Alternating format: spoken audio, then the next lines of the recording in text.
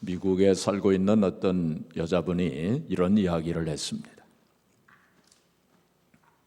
그가 4살 때 한국에서 자기 친어머니가 자기를 데리고 놀이동산에 데리고 갔습니다. 그리고는 놀이동산에 있는 벤치에 그를 앉혀 놓고서는 아이스크림을 사줬어요. 그리고는 자기는 화장실에 갔다 온다고 하면서 엄마가 떠났습니다. 그 아이는 그 엄마를 기다리고 또 기다렸어요. 근데 엄마는 오지 않았습니다. 얼마나 4살 난 그 여자아이가 얼마나 참 무섭고 두려웠겠습니까? 결국 밤이 되어서 그는 보호소에 이제 가게 되었고, 그리고는 미국의 어떤 할머니에게 입양이 됐어요. 그 미국 할머니가 그의 양어머니가 된 거예요. 그 양어머니가 그를 참으로 사랑하면서 그를 돌보았습니다. 그리고 헌신적으로 참 그 아이를 잘 보살폈어요. 근데 5년이 지난 어느 날 이 아이가 이제 9살이 되었을 때 이 양어머니가 그를 데리고 디즈니랜드로 갔어요. 디즈니랜드 구경을 시켜준다고 하면서 디즈니랜드로 갔습니다. 그리고는 그 벤치에 앉으라고 하고서는 자기는 화장실에 갔다 온다고 했어요. 그런데 그 양어머니가 돌아오질 않는 거예요. 그러니까 이 9살 난 여자아이는 5년 전 한국에서 있었던 그 일이 생각이 나는 거예요. 자기 친어머니가 자기를 그렇게 버렸는데 이번에 양어머니가 나를 또 버리는구나. 얼마나 참 슬프고 얼마나 두려웠겠습니까? 어른들은 왜 이럴까? 그냥 갔다가 돌아온다고 말이나 하지 말지. 갔다가 돌아온다고 그렇게 약속을 하고서는 이렇게 돌아오지 않는다는 말인가 하고 참 슬프고 두려워서 울었습니다. 그런데 마음 한편에 또 생각이 나기를, 아니야, 우리 양어머니는 안 그러실 뿐이야. 5년 동안 나에게 얼마나 참 사랑으로 얼마나 극진히 나를 보살피시고 나를 돌봐주셨는가, 그거를 생각을 했어요. 그리고 나를 이렇게 버릴 것 같으면 처음부터 한국에서부터 나를 입양하시지는 아니하셨을 거야. 양어머니는 무슨 일이 일어났기 때문에 지금 못 오시는 걸 거야 하고 그런 생각을 했습니다. 그렇게 생각해 보니까 그게 맞는 것 같아요. 그래서 그 어머니를 믿음으로 기다렸어요. 근데 2시간 만에 그 양어머니가 앰뷸런스를 타고 오신 거예요. 어떻게 된 거냐면은 그 할머니가 나이가 많은 할머니였던 모양이에요. 그 아이를 디즈니랜드 구경을 시켜준다고 하면서 좀 과로를 했던 것 같아요. 그래가지고 화장실에 가다가 졸도를 한 거예요. 그래서 앰뷸런스가 와가지고 그 할머니를 데리고 병원으로 가다가 앰뷸런스 안에서 이 할머니가 깨어난 거예요. 그래서 내 아이가 지금 공원에 있다고, 그래가지고 앰뷸런스를 타고 공원으로 다시 돌아온 거예요. 그 아이가 그 양어머니가 돌아오는 것을 보고서 뭐라고 얘기했냐면, Mom, I know you are coming. Mom, I know you are coming. 엄마가 오실 줄 알았어요. 엄마가 올 줄 알았어요. 하면서 울면서 그의 품 안에 안겼다고 하는 것입니다. 여러분, 기다린다고 하는 건 그리 쉬운 일은 아닙니다. 그렇죠? 그러나 믿음으로 기다린다고 하는 건 아름다운 일이에요. 그래서 기다림의 미학이라고 하는 그런 말도 있지 않습니까? 이 아이가 믿음으로 엄마는 그럴 뿐이 아니야, 엄마는 반드시 오실 거야 하는 그 믿음으로 기다리지 않았습니까? 우리가 어떤 때는 신앙생활을 하다 보면 하나님께서 정말 하나님께서 나를 생각 안 하시는 것 같기도 하고, 내가 기도했는데 하나님께서 내 기도를 안 들어주시는 것 같기도 하고, 그런 생각이 들 때가 있습니다. 그렇지만 우리가 믿음으로 끝까지 낙심하지 아니하고 포기하지 아니하고 하나님을 기다리면 하나님 반드시 오십니다. 하나님이 정하신 때에, 그렇죠? 하나님이 정하신 때가 있어요. 그때까지 우리가 믿음을 가지고 하나님 반드시 오실 거야, 그래, 하나님 반드시 내 기도를 들어주실 거야, 그런 믿음을 가지고 기다리면 하나님께서 반드시 오실 줄로 믿습니다. 우리가 강림절입니다. 이제 오늘부터 강림절이 시작이 돼요. 대림절이라고도 하고 대강절이라고도 하고 이제 그러는데, 그것은 바로 주님께서 주님 오심을 이제 준비하고 기다리는 절기가 강림절입니다. 물론 2000년 전에 이미 예수님 오셨어요. 그러나 이 강림절을 우리가 보내는 것은 바로 다시 한번 새롭게 주님을 맞이하는 그런 의미로, 그리고 주님께서 왜 이 세상에 오셔야만 했는가 하는 것을 우리가 또 깊이 이제 묵상하기 위해서 우리 강림절을 보내는 것입니다. 그렇다면 주님께서 왜 이 땅에 오셨을까요? 주님께서 왜 성육신 하셔서 우리 인간의 몸을 입으시고 이 땅에 오셨을까요? 우리가 여러 가지로 말할 수 있을 것입니다. 혹은 신학적으로 또 말할 수 있을 것입니다. 그런데 오늘 본문 말씀을 통해서 우리가 생각해 본다면 주님은 우리에게 쉼을 주시기 위해서 오셨습니다. 뭐를 위해서 오셨어요? 쉼을 주시기 위해서, 우리에게 쉼을 주시기 위해서, 참 안식을 주시기 위해서 이 세상에 주님께서 성육신 하셔서 오신 것입니다. 창세기 3장 16절에 보시면은 거기 수고라고 하는 단어가 처음 등장하게 됩니다. 수고. 아담과 하와가 선악과를 따먹은 후에 하나님께서 네가 이제 수고하여야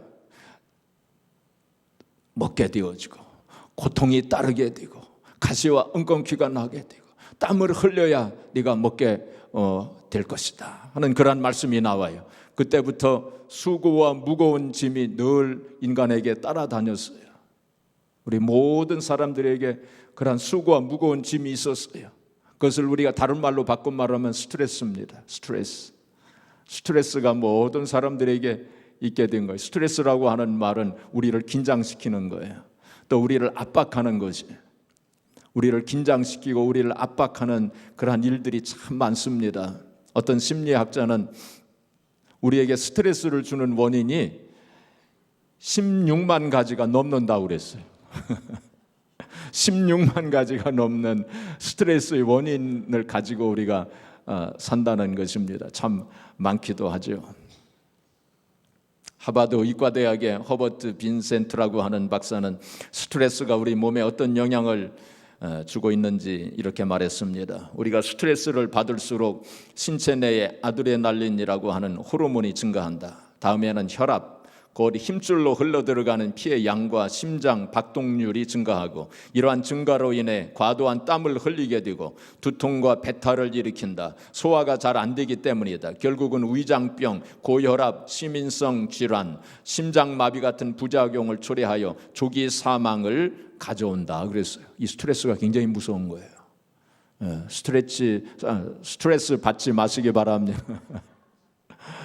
그런데 이 스트레스를 받는 사람들이 남자보다 여자들이 더 스트레스를 많이 받는데요. 왜 그러냐면은 이게 의사들이 말하기를 이 세로토닌이라고 하는 물질이 있는데, 세로토닌이라고 하는 화학 물질이 우리 몸에서 분비가 된대요. 그런데 이 세로토닌이라고 하는 물질은 우리의 기분을 좋게 만들어주는 것이랍니다. 스트레스를 이길 수 있는 그런 화학 물질이래요. 그런데 여자분들은 남자들보다 그게 반밖에 안 나온대요. 그래서 여자분들이 남자들보다 우울증에 걸릴 확률이 더 높답니다. 그 조심하셔야 이게 우울증에 걸리지 않도록 조심해야 됩니다. 그리고 멜라토닌이라고 하는 화학물질이 있는데 이것도 우리 몸에서 나오는데 이 멜라토닌은 우리 잠을 잘 자게 만들고 또 뇌 세포를 활성화시키는 작용을 하는 것이 이 멜라토닌이랍니다. 그런데 스트레스를 받게 되면 이 멜라토닌이 급격히 감소한대요. 아시겠습니까? 이 멜라토닌, 그러니까 스트레스를 받으면 멜라토닌이 감소하기 때문에 잠을 잘 못 이루는 거예요. 그리고 뇌세포의 활성화가 이루어지질 않는데요. 뇌세포의 기능이 저하되는 거예요. 그러니까 하여튼 스트레스가 굉장히 나쁜 겁니다. 스트레스 받지 마세요. 그리고 그래서 쉼이 필요한 거예요. 우리에게 쉼이 필요한 거예요. 안식이 필요한 거예요. 어떤 사람이 이런 글을 썼습니다. 아름다운 음악을 들으면서도 소리만 들릴 뿐 마음에 감동이 흐르지 않는다면 지금은 쉴 때입니다. 가족들 얼굴을 마주 보고도 살짝 웃어주지 못한다면 지금은 쉴 때입니다. 사람들을 이렇게 보고서도 이렇게 살짝 미소를 띄워주지 않는다면 그 사람 뭔가 지금 마음에 여유가 없는 거예요. 그렇죠? 그 사람 지금 쉴 때예요. 스트레스가 많아서 그런 겁니다. 아침에 눈을 떴을 때 창문을 비추는 아침 햇살이 눈부시게 느껴지지 않는다면 지금은 쉴 때입니다.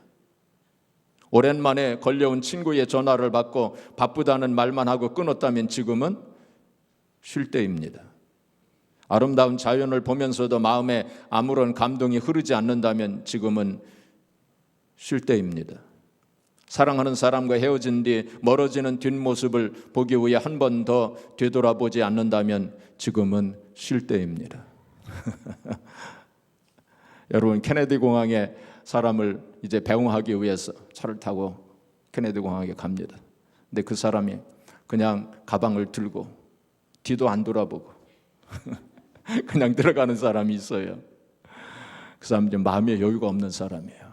그 스트레스가 많은 사람이에요. 여러분들은 어떤 분들입니까? 다른 사람과 이렇게 헤어질 때 한번 되돌아보면서 손이라도 좀 흔들어주고 그러는 사람입니까? 아니면 그냥 떠나가는 사람입니까? 한번 살펴보세요.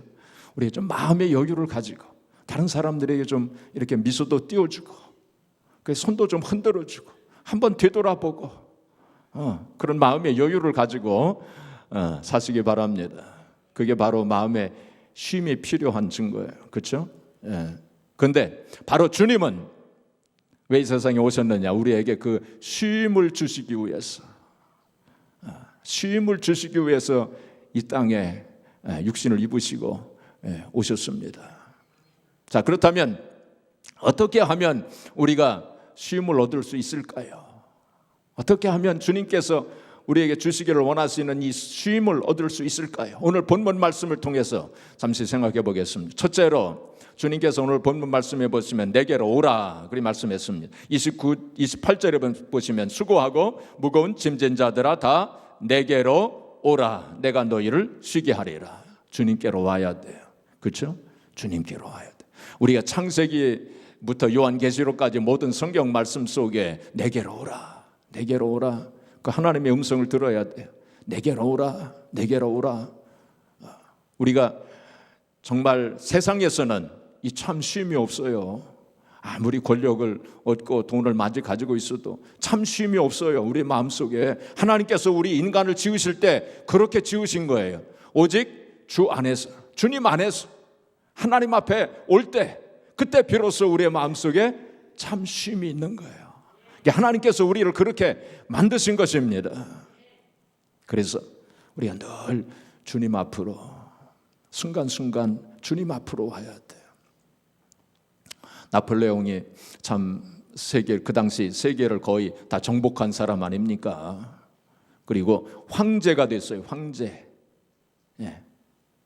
근데 나중에 이 사람이 워털루 전쟁에서 패배를 하죠. 그리고 세인트 헬레나라고 하는 섬에 유배가 됩니다. 귀양살이를 가게 돼요. 거기서 그는 모든 사람들과 연락을 끊고 그리고 기자들이 와서 인터뷰를 하려고 많이 그랬지만 다 거절합니다. 그런데 한 기자가 어렵사리 이렇게 인터뷰를 하게 됐어요. 그때에 이 나폴레옹에게 뭐라고 물었냐면 지금까지 살아오시면서 가장 행복한 순간은 언제였습니까? 하고 우리가 물었대요.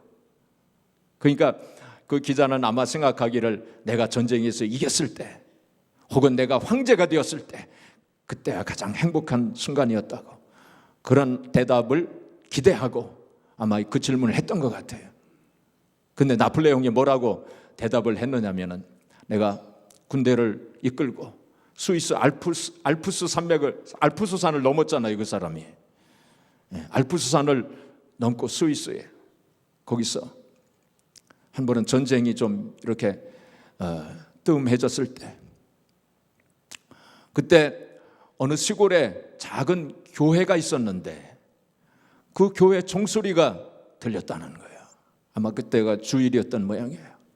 교회 종소리가 들렸는데 교회 종소리에 나도 모르게 이끌려서 그 작은 교회당 안으로 들어갈 때 내 두 눈에서는 눈물이 흘렀습니다. 나폴레옹이 한 말이에요. 그때가 내 인생에서 가장 행복했던 순간이었습니다. 하고 이렇게 고백을 했다는 거 참 놀라운 고백이죠. 그렇습니다.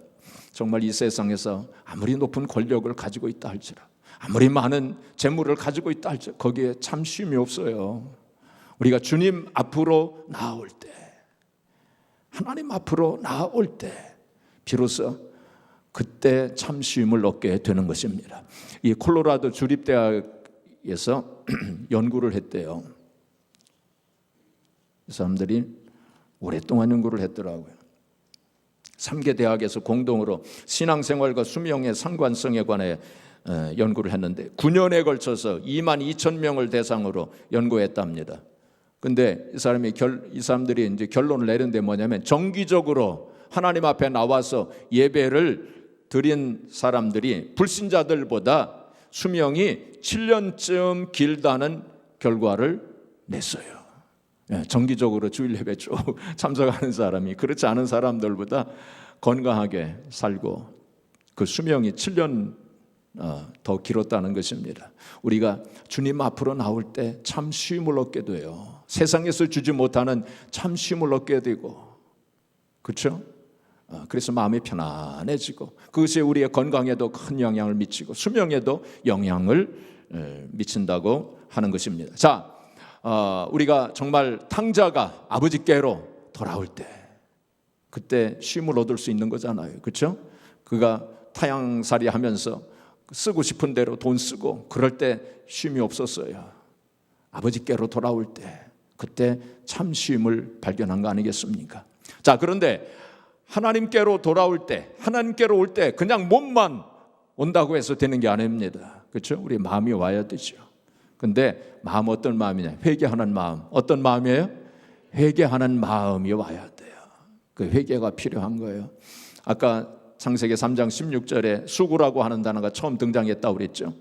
아담과 하와가 선악과를 먹은 후에 그러니까 죄를 지음으로 말미암아 그 수구가 오게 된 거예요. 무거운 짐이 따라오게 된 거예요. 그 전에는 에덴 동산에서 죄를 짓기 전에는 수고와 무거운 짐이 없었어요. 스트레스가 없었다는 말입니다. 그런데 죄를 짓자 수고와 무거운 짐이 따라다니게 되고 스트레스가 오게 되고 고통이 오게 되고 가시와 엉겅퀴가 생기게 되고 그렇게 된 거예요. 그래서 이 죄의 문제를 해결하지 아니하면 참 쉼을 얻지 못해요. 죄가 있는 한 우리의 마음속에 참 쉼이 없다는 것입니다. 그래서 진정한 회개가 필요해요. 그러니까 특별히 이 강림절 절기는 회개하는 절기입니다. 우리가 물론 1년 12달 늘 회개하는 마음으로 살아야 되지만 이 강림절 특별히 회개하는 절기예요. 그래서 세례 요한이 주님 오심을 예비한 사람 아닙니까? 그때 세례 요한이 뭐라고 외쳤습니까? 회개하라 천국이 가까웠느니라. 바로 강림절은 회개하는 절기예요. 우리가 주님 오심을 새롭게 맞이하는 이 절기, 우리의 마음을 좀 바라보면서 잘못된 것 있으면, 주님께서 기뻐하시지 않는 부분이 있으면 회개하면서 골짜기는 메워지고 산은 낮아지고 우리가 그런 회개하는 마음을 가져야 됩니다. 우리가 회개하는 마음, 온전하게 진실한 마음으로 회개하지 않으면 이 죄의 문제를 해결하지 않는 한 우리의 심령 속에 참 쉼이 없어요. 참 쉼이 없어요. 자, 이사야서 48장 22절 우리 같이 읽겠습니다. 여호와께서 말씀하시되 악인에게는 평강이 없다 하셨느니, 하나님께서 분명히 말씀, 악인에게는 평강이 없다. 회개하지 않으면 평강이 없어요. 자, 그 다음에 57장 21절 또 보겠습니다. 같이 읽겠습니다. 내 하나님의 말씀에 악인에게는 평강이 없다 하시는, 또 말씀하셨어요. 악인에게는 평강이 없다 그랬어요. 죄를 회개하고 진실한 마음으로 회개하고 하나님께로 돌아오지 않으면 평강이 없어요. 쉼이 없어요. 나침반은 늘 그 바늘이 북쪽을 가리킵니다. 그렇죠? 북쪽을 가리켜요. 북쪽을 가리키기 전까지는 흔들립니다. 막 흔들려요. 그러다 북쪽을 탁 가리키면 딱 고정돼요. 그렇죠? 우리의 마음이, 우리의 생각이, 우리의 삶이 우리가 늘 주님을 향하고 있어야 돼. 그럴 때 고정되면 흔들리지 않습니다. 그러나 우리의 눈이, 우리의 마음이, 우리의 생각이 다른 것 바라보게 되면 흔들려요. 늘 흔들려요. 평강이 없는 것입니다. 그래서 늘 주님께로 돌아와야 돼. 회개하는 마음으로 돌아와야 돼. 그리고 돌아온다고 하는 것은 맡기는 것을 의미합니다. 뭘 의미해요? 맡기는 것을 의미해요. 주님께 맡기는 거예요. 제가 지난번에 설교할 때 하나님께서는 내 길을 맡기라. 그렇죠? 내 행사, 너의 행사를 맡기라. 그 다음에 또 너의 염려를 맡겨라. 그 다음에 또 너의 짐을 맡겨라. 성경에 그런 말씀들이 많이 나와 있어요. 맡겨라, 맡겨라, 내게 맡겨라, 내가 맡아주마. 그렇게 말씀했어요. 그래서 주님께로 와서 자꾸 맡겨야 돼요. 그렇죠? 맡겨야 돼. 하나님 맡아주시겠다고 약속을 하신 것입니다. 노벨 의학상을 받은 카렐이라고 하는 박사는 근심과 싸우는 방법을 모르는 사업가는 일찍 죽는다 그랬어요. 근심과 싸우는, 스트레스와 싸워서 이기는 방법을 모르는 사업가는 일찍 죽는다. 사업가뿐만이 아니라 모든 사람들 다 마찬가지예요. 근심, 염려, 스트레스를 이길 수 있는 방법을 모르는 사람들은 일찍 죽어요. 스트레스 때문에. 그렇죠? 근데 우리에게는 그 방법을 알고 있지 않습니까? 그렇죠? 하나님께서 가르쳐 주시기를 맡겨라. 너의 모든 스트레스 원인들을, 근심, 걱정, 염려되는 것, 그걸 다 나에게 맡겨라. 사람들은 뭘 맡기면 부담스러워합니다. 그러나 하나님께서는 맡기는 것을 기뻐하세요. 우리가 하나님 앞에 이거 맡깁니다. 이거 하나님께 맡깁니다. 하면 하나님께서 기뻐하세요. 아, 네가 나를 믿는구나. 네가 나를 신뢰하는구나 하고 하나님 기뻐하세요. 내가 맡아주겠다고 그렇게 말씀을 하신 것입니다. 우리가 잘 아는 이야기 중에 그런 이야기가 있지 않습니까? 어떤 선교사님, 미국 선교사님이 한국에 가서 이제 복음을 전하는데 하루는 자동차를 타고 이제 길을 가다 보니까 어떤 한국 여자가 큰 보따리를 머리에 이고 가는 것을 보게 됐어요. 그래서 이 선교사님이 차에 타라고, 그래서 차를 탔는데 이 여자가 그 머리 위에 있는 보따리를 내려놓지 않고 그냥 머리에 이고 차에 앉아 있는 것입니다. 그래서 선교사님이 아니 그 보따리 내려놓지 왜 머리에 이고 있느냐고 그랬더니 이 사람이 대답하기를, 선교사님, 제가 이렇게 선교사님 나를 태워주신 것만도 고마운데 염치 없이 어떻게 짐까지 내려놓겠습니까? 네, 그랬다는 거예요. 그렇죠? 우리도 그럴 수 있어요. 주님께서 나를 구원해 주신 것만도 고맙고 참으로 감사한 일인데 어찌 내 짐까지 주님께 맡기겠습니까? 아니죠. 주님은 너희 짐까지 내가 맡아주마. 어떻게 염치 없이 어떻게 짐까지 맡기겠습니까? 아닙니다. 우리는 원래가 염치가 없는 사람들이에요. 지난 금요일 날 제가 다락방 기도 때도 그런 말씀을 드렸죠. 우리는 원래가 뻔뻔스러운 사람들이라고. 그렇죠? 우리가 하나님 앞에 나올 수 있는 무슨 자격이 있습니까? 무슨 공로가 있습니까? 전적인 주님의 은혜로 하나님 앞에 나오는 거 아닙니까? 그렇죠? 전적으로 주님의 100% 주님의 은혜로 우리가 하나님 앞에 나올 수 있는 거지. 기도할 수 있는 것도 우리가 무슨 자격이 있어서 기도합니까? 무슨 공로가 있어서 기도합니까? 전적인 하나님의 은혜로 기도하는 거지. 우리가 우리의 모든 것 다 주님께 맡기는 그것도 우리가 뭐 맡길 자격이 있어서 맡기는 겁니까? 전적인 주님의 은혜로 맡기는 거 아닙니까? 그렇죠? 그 주님께서는 그를 맡으시기를 원하시고 기뻐하시기 때문에. 허드슨 테일러 선교사님이 이 중국에서 선교하신 분 아닙니까? 이분이 초창기에 많은 어려움을 겪고 참 많은 문제가 있었던 모양입니다. 그래서 잠을 이루지 못하고 스트레스를 많이 받았던 것 같아요. 근데 그때 영국에 있는 그의 누나가 편지를 썼어요.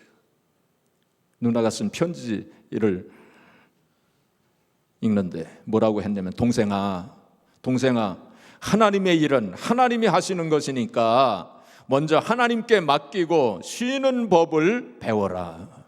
그랬어요. 쉬는 법을 배워야 돼요. 우리가 하나님께 맡기고 쉬는 법을 배우시기를 바랍니다. 근데 우리가 하나님께 맡길 수 있는 방법도 가르쳐 주셨잖아요. 바로 기도하는 거, 그렇죠? 기도는 바로 하나님께 맡기는 방법 아닙니까? 그렇죠? 우리 기도하는 것은 하나님께 맡기는 작업이에요. 기도는 뭡니까? 하나님께 맡기는 작업이에요. 기도할 때 우리 하나님께 다 맡기시고 그 기도하세요. 주 안에 있는 나에게 딴 근심이 있으랴 십자가 밑에 나아가 내 짐을 풀었네. 그 두려움이 변하여 내 기도 되었고 전날의 한숨 변하여 내 노래 되었네. 주님을 찬송하면서 할렐루야 할렐루야 내 앞길 멀고 험해도 나 주님만 따라가리. 모든 문제와 모든 염려, 그렇죠? 모든 짐을 다 주님 앞에 나와서 십자가 밑에 다 내려놓고 주님 앞에 다 맡기면서 그렇게 사시기 바랍니다. 주님은 바로 우리의 수고와 무거운 짐을 맡으시기 위해서 이 세상에 오신 분이에요. 자, 그 다음에 주님께서 말씀하시기를 내게 배우라 그랬어요. 내게 배우라. 우리가 쉼을 얻기 위해서는 주님으로부터 배워야 돼요. 두 가지를 배워야 됩니다. 첫째는 뭐냐면 주님의 겸손과 온유하심을 배워야 돼요. 오늘 말씀 보시면 나는 마음이 온유하고 겸손하니 나의 멍에를 메고 내게 배우라. 그리하면 너희 마음이 쉼을 얻으리니 말씀했어요. 겸손과 온유를 배워야 돼요. 여러분, 우리의 마음에 쉼이 없는 것은 뭐냐면은 우리의 마음이 뭔가 잘못되어 있기 때문에 그래요. 어떤 외부적인 문제 때문이라기보다는 우리의 마음이 지금 잘못되어져 있기 때문에 그래요. 그래서 마음에 쉼을 얻지 못하는 것입니다. 마음이 교만해져 있기 때문에, 또 남을 정죄하고 판단하고 비판하는 마음이 있기 때문에, 시기하고 질투하는 마음이 있기 때문에, 그래서 우리의 마음속에 평강이 없는 거예요. 그래서 주님의 온유하심과 주님의 겸손하심을 배워야 돼요. 그럴 때 우리의 마음속에 참 쉼이 임하게 되는 것입니다. 호레이스라고 하는 사람 말하기를 질투하는 사람은 다른 사람이 번영함으로 자기는 말라 들어간다 그랬어요. 시기하고 질투하게 되면 내 마음이 말라 들어갑니다. 그렇죠? 잠언서 14장 30절 우리 같이 읽겠습니다. 잠언서 14장 30절 시작. 평온한 마음은 육신의 생명이나 시기는 뼈를 썩게 하느니라. 시기하지 마세요. 남이 잘 되는 거 보고 질투하지 마세요. 오히려 감사를 한번 드려보세요. 그게 쉬운 일은 아니겠지만 남이 잘 될 때 한번 감사해 보세요. 그리고 축복하는 기도 한번 해보세요. 더 잘 되게 해주시옵소서. 하나님 기뻐하십니다. 우리가 그런 마음을 가져야 돼요. 이게 주님의 마음입니다. 그렇지 않으면 내 마음에 쉼이 없어요. 자, 그 다음에 두 번째 배울 것은 주님의 멍에를 메고 배우라 그랬어요. 주님의 멍에를 메고 배우라. 이스라엘에서는 이렇게 밭을 갈 때 어떻게 갔냐면 소 2마리를, 우리 한국에서는 소 1마리에다가 멍에를 메고 쟁기를 갈잖아요. 그렇죠? 근데 이스라엘에서는 소 2마리, 2마리에다가 멍에를 같이 이렇게 매가지고, 어떤 경우는 어미소하고 송아지, 어미소하고 송아지를 멍에를 같이 맨대요. 그러면 어떻게 되겠습니까? 그 멍에의 그 무게, 그 쟁기, 밭을 가는 쟁기의 무게는 다 어머니, 엄마 소에다가 다 그게 짐이 다 거기에 다 부담이 되겠죠. 그 송아지는 뭐 합니까? 송아지는 덜렁덜렁 그냥 따라가기만 하면 되는. 주님께서 그거 말씀하신 거예요. 내 멍에를 메고 내게 배우라. 주님께서 다치고 가시겠다는 거예요. 그러니까 너는 그냥 따라오기만 해라.